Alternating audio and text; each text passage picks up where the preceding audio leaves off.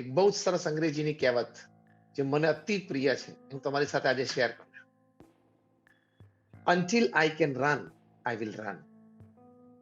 When I can't run, I will walk. When I can't walk, I will crawl, but I will not stop. I will keep moving. અદ્ભુત છે આ વાત. કે જ્યાં સુધી હું દોડી શકીશ ને ત્યાં સુધી હું દોડીશ. જ્યારે મારામાં શક્તિ નહીં હોય દોડવાની ત્યારે હું ચાલીશ. જ્યારે મારામાં ચાલવાની શક્તિ પણ નહીં હોય ત્યારે હું ઢસડાઈશ. પણ હું ઊભો નહીં રહું. હું ગતિ ચાલુ રાખીશ. I'll keep moving. એટલે એ જે એટીટ્યુડ છે ને, એ attitude is the unlock of the master key to the new normal. એ તમારું પોટેન્શિયલ અનલોક કરી દે. ઊભા નહીં રહેવાનું, થાકવાનું નહીં. આપણી માટે આપણા પ્રધાનમંત્રી શ્રી આદર્શ કેટલો પુરુષાર્થ કરે છે. ગઈકાલે એક જ દિવસમાં દિલ્હીથી અમદાવાદ આવ્યા, ઝાયડસ કેડિલાની વેક્સિન બધો પ્રક્રિયા નિહાળી ચર્ચા કરી. ત્યાંથી પૂના ગયા, પૂનામાં સિરમ ઇન્સ્ટિટ્યૂટમાં ગયા, ત્યાં જે ઓક્સફર્ડની એસ્ટ્રાઝેનેકા બને છે ત્યાં પોતે નિરીક્ષણ કર્યું. ત્યાંથી પછી હૈદરાબાદ ગયા, હૈદરાબાદથી બાયોટેક ભારત બાયોટેકની વેક્સિન જે આત્મનિર્ભર આપણી ઇન્ડિજિનિયસ બને છે એની બધી વાત જોઈ અને પાછા દિલ્હી આવ્યા. અને આપણે 4 કલાક ગામમાં ફરીને પાછા તો કે બહુ થાકી ગયો, આડો વળો નહીં.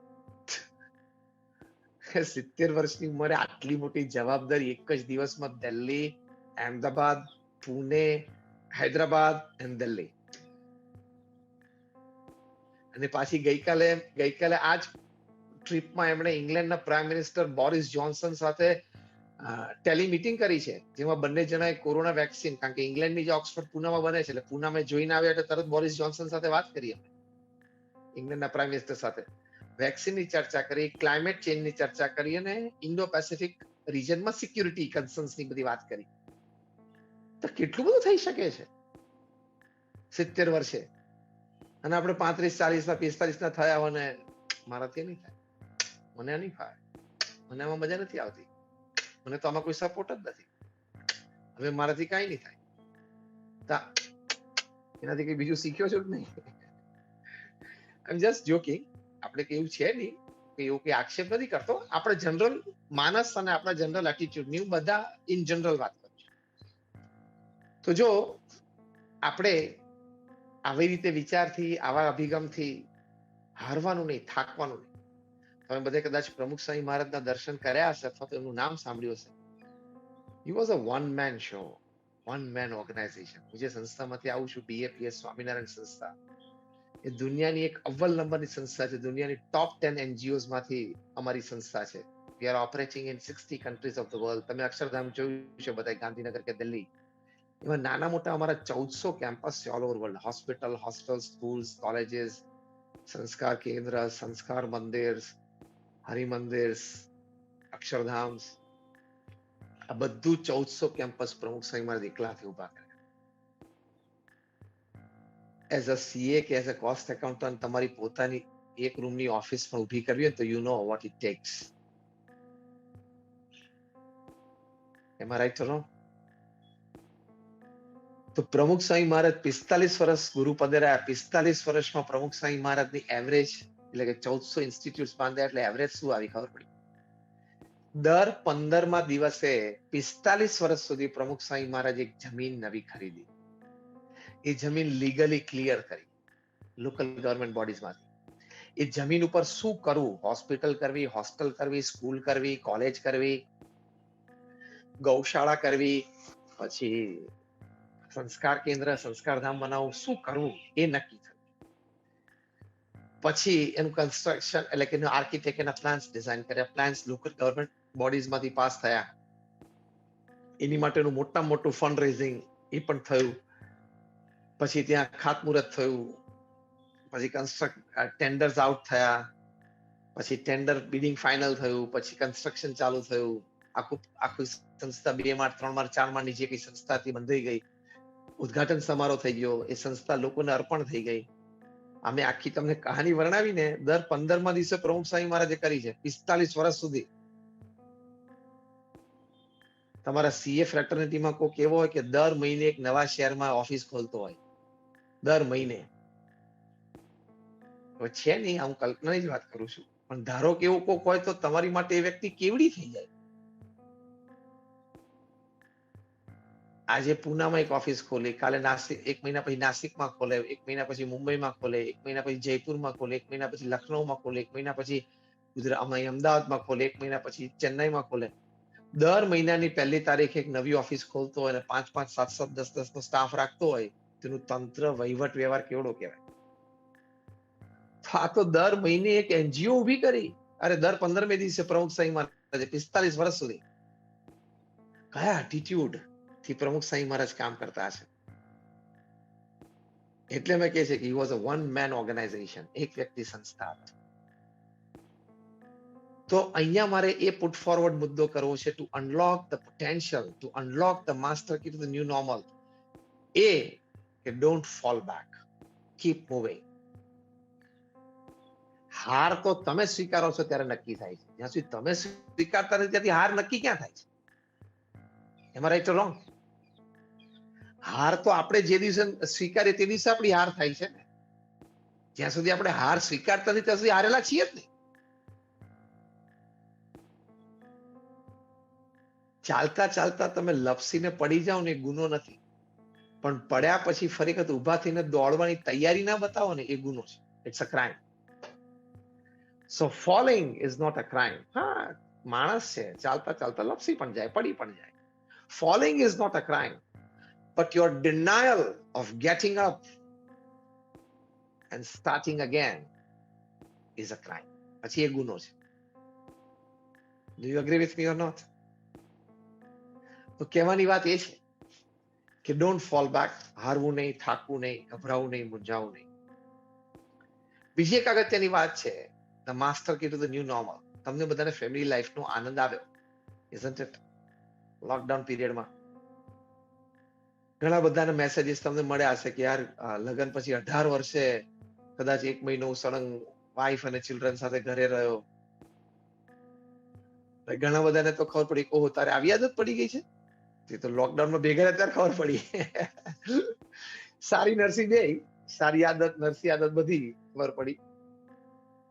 અને આપણને ખબર પડી કે આપણે ફાસ્ટ ફૂડ વગર પણ મહિનો રહી શકીએ છીએ, કોલ્ડ ડ્રિંક પીધા વગર પણ મહિનો રહી શકીએ છીએ. યસ ઓર નો? એ બધી આપણને ખબર. એટલે આપણામાં કેટલું બધું પોટેન્શિયલ અનલોક થયું કે આપણે આ બધી વસ્તુ વગર રહી શકીએ છીએ.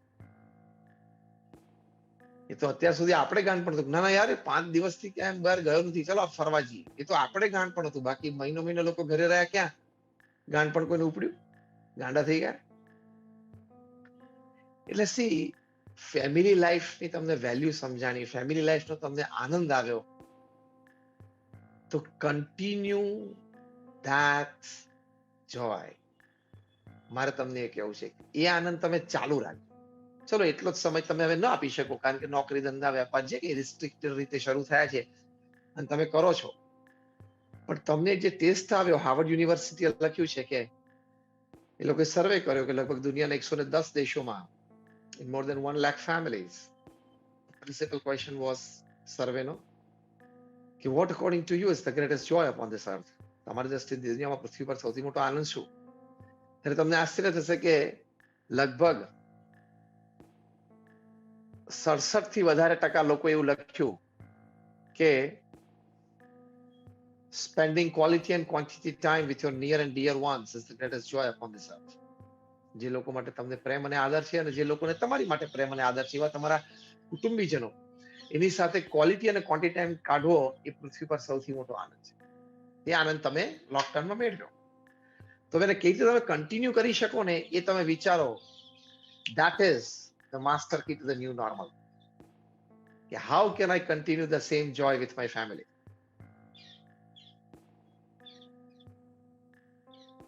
એની માટે એક બહુ જ સરસ વાત ને વિચાર તમને સાથે શેર કરું છું.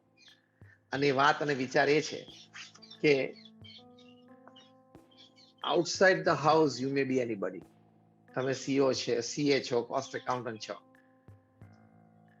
ઘરની બહાર તમે સીએ છો, ઘરની અંદર તમે simple, equal to all family member છો. આ એટીટ્યુડ રાખજો. ફેમિલી તમે એકવાર ઘરની અંદર આવે ને એટલે nobody is bigger and nobody is smaller, everybody is equal.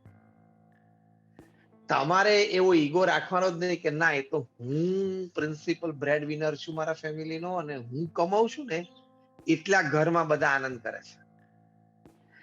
વાત તમારી ખોટી નથી. તમે પ્રિન્સિપલ બ્રેડ વિનર છો, તમારી આવક ઉપર જ આખું ફેમિલી સારી રીતે નભે છે, આનંદ કરે છે.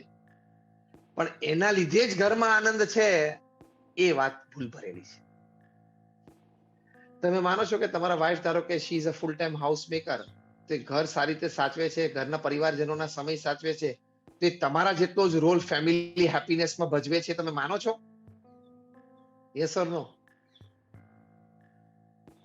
તો પછી અચ્છા તમે એમ માનો છો કે તમારા ઘરમાં એક નાનું 1-1.5 વર્ષનું બાળક હોય, સંતાન, અને તમે આખા દિવસ આમ 8-10 કલાક કામ કરીને ઓફિસથી આમ થાક્યા પાક્યા હોય અને સ્ટ્રેસ થઈ ગયા હોય ને જરા આમ 1-2 અઘરા કેસ આવી ગયા હોય ને પ્રોબ્લેમ આવી ગયો, તમે આમ બહુ મનોમંથન કર્યું, રિયલી મેન્ટલી આમ ડ્રેઇન થઈ ગયા હોય તમે, અને ઘરે આવો ને 1 વર્ષનું બાળક તમારી સામે આમ એકદમ ઇનોસન્ટ સ્માઇલ આપીને 2 હાથ ઊંચા કરે, તો ડુ યુ કન્સિડર કે એક નાની એક્ટ થી, that act of innocent smile has the power to distress you?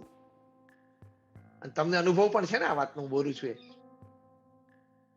કે નાનું 1-1.5 વર્ષનું બાળક તમને ઇનોસન્ટ સ્માઇલ આપીને તમારી સામે હસે ને પોતાનું રમકડું ઊંચું કરે તમારી સામે, તોય તમને આનંદ થઈ જાય છે. એ આનંદમાં તમારા 8 કલાકના સ્ટ્રેસને તોડી નાખવાની તાકાત છે, ખબર તમને? એમ આઈ રાઈટ? તો તમે માનો છો કે હું સીએ તરીકે ઘરે કમાઈને આવું છું એટલો જ રોલ ફેમિલી હેપીનેસમાં આ 1 વર્ષના બાળકનો પણ છે? એ માનવું ને એ ફેમિલી જોય છે. So when you come inside your house all are equal. ત્યાં તમારે એટીટ્યુડ ખોટો રાખવાનો નહીં. એક બહુ સરસ પુસ્તક મેં હમણાં લોકડાઉન વખતે વાંચ્યું. પુસ્તકનું શીર્ષક છે એવરી મેન્સ મિશન, અને એ પુસ્તકના લેખિકા છે રેબેકા બિયર્ડ. બહુ સુંદર વાતો એમણે લખી છે. લેખિકા રેબેકા બિયર્ડ પોતે સારા સાયકેટ્રિસ્ટ છે, એક સારા મોટિવેશનલ સ્પીકર છે, અને પોતે સોશિયલ કાઉન્સેલિંગ પણ કરે છે. એ પોતે એમણે પોતાનો એક પ્રસંગ ટાંક્યો છે. એમણે લખ્યું કે એક પ્રસંગે એમને પ્રવચન કરવાનું હતું, સરસ થયું, કાર્યક્રમ પૂરો થયો. પછી એક લેડી, એક બેન એમને મળવા માટે આવે, અને લેડી કીધું કે મારે તમારી પાસે થોડું કાઉન્સેલિંગ જરૂર છે, મારે તમને મળવું છે, તો હું ક્યારે આવું? એટલે ડાયરી જોઈને રેબેકા બેન કીધું કાલે સવારે તમે 10 વાગે ઓફિસ પર આવો, આપણે મળીએ, બેસીએ.